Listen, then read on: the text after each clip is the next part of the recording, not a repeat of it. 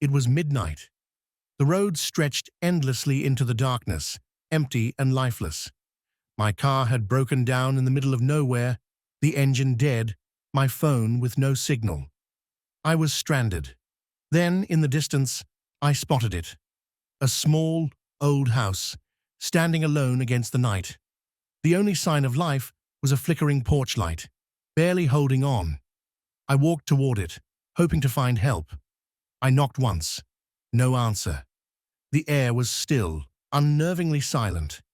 Then I noticed the door was already open.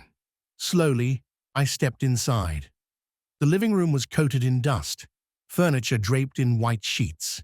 It looked abandoned, untouched for years. Yet from somewhere upstairs, I heard the faintest sound of movement. My eyes wandered to the wall.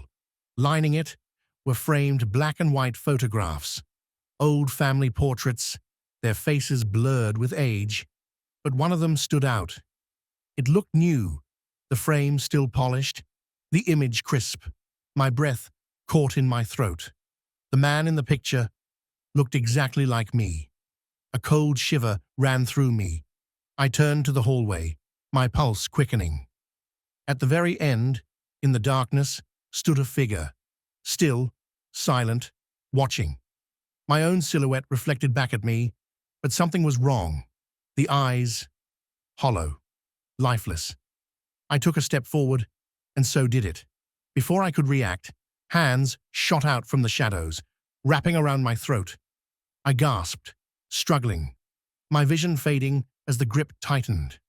The last thing I saw was my own face staring back at me, expressionless, unfeeling. The next morning, a new framed photo hung on the wall. Another man staring blankly into the frame. He never left.